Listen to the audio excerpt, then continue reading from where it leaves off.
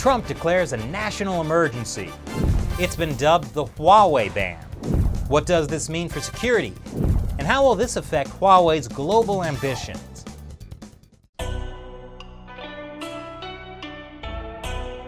Welcome back to China Uncensored. I'm Chris Chappell.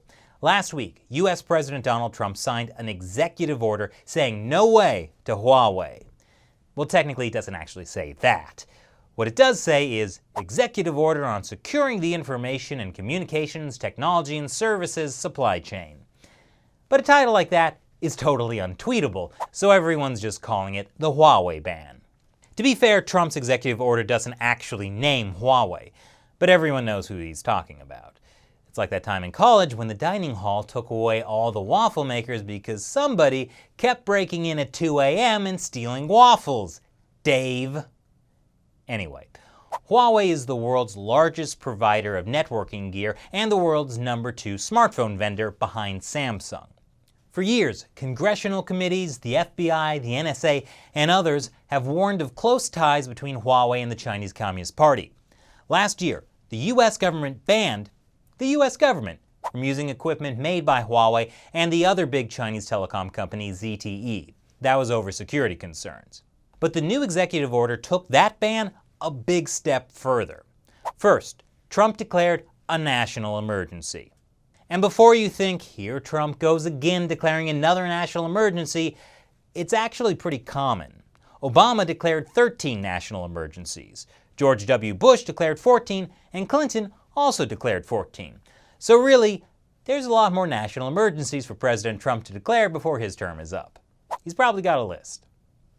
Anyway, here's how Trump's current national emergency works. The executive order itself stops the use of IT goods and services from all companies subject to foreign adversaries that pose unacceptable risks to national security. Then, the Commerce Department effectively labeled Huawei as belonging to one of those foreign adversaries, i.e. China, by putting Huawei and 72 of its affiliates on the Commerce Department's Entity List. The Entity List is a trade blacklist. Anyone on it is barred from buying parts and components from U.S. companies without getting the U.S. government's approval first. And that approval is no easy thing. That's because the ban has a so-called policy of presumption of denial, meaning it's a no unless there's a really, really good reason to say yes. And the U.S. government has determined that there is reasonable cause to believe that Huawei has been involved in activities contrary to the national security or foreign policy interests of the United States. So I'm guessing Huawei purchases are generally going to be a no. All the witnesses, I'd like to address this question to you. Will you please raise your hand if you would use products or services from Huawei or ZTE? None of you would. You obviously lead intelligence services, so that's something of a biased question. Raise your hand if you would recommend that private American citizens use Huawei or ZTE products or services. None of you, again, are raising your hand. Thank you for that. Senator Cotton raises an important point. Or I assume he did because I was distracted by the way that he kept mispronouncing Huawei. It's Huawei with an H, people. It's not Huawei. Stop saying it like that. Now, if you're wondering what the heads of U.S. intelligence services know about Huawei that the average person does not, here's FBI Director Christopher Wray. It provides the capacity to maliciously modify or steal information, and it provides the capacity to conduct undetected espionage. Simply put, officials are worried that Huawei will help the Chinese regime spy on the U.S. or attack America's cyber infrastructure. How might Huawei do that specifically? One way is that companies like Huawei might sell products compromised by back doors that allow Chinese government hackers access to data or surveillance. Although frankly, I'm more concerned that if we put all our technology in the hands of equipment made in China, one day it will simply stop working. And when we try to reach customer service, we keep getting redirected to the Chinese consulate, and they don't even have our package. Now, back in 2011 and 2012, Vodafone did find hidden backdoors in Huawei equipment, and there have been other reports of Huawei backdoors. But it's not clear whether Huawei purposefully included these backdoors or whether they were accidental security flaws resulting from bad design. Either way is bad. So, is there smoking gun evidence that Huawei is putting backdoors into its technology designed to allow it to spy on users? No. But there's plenty of reason to believe they would be motivated to, like Huawei's uncomfortably close links to the armed wing of the Chinese Communist Party, the People's Liberation Army. Huawei is the PLA. And if the senior executives of Huawei don't like me saying that, then bring it. I would love to have discovery in this one. You are the People's Liberation Army. I know what you're thinking. Steve Bannon, he's probably just trying to rile people up by mispronouncing Huawei and mentioning the PLA. It turns out no, Bannon just doesn't know how to pronounce Huawei either. Also, the founder and CEO of Huawei, Ren Zhengfei, was an engineer with the People's Liberation Army. And last year, for the 40th anniversary of China's so-called reform and opening up, Ren Zhengfei was hailed as one of 100 excellent private entrepreneurs who firmly safeguard the leadership of the Chinese Communist Party. So much for being a totally independent private company. But the Trump administration's moves have already hamstrung Huawei.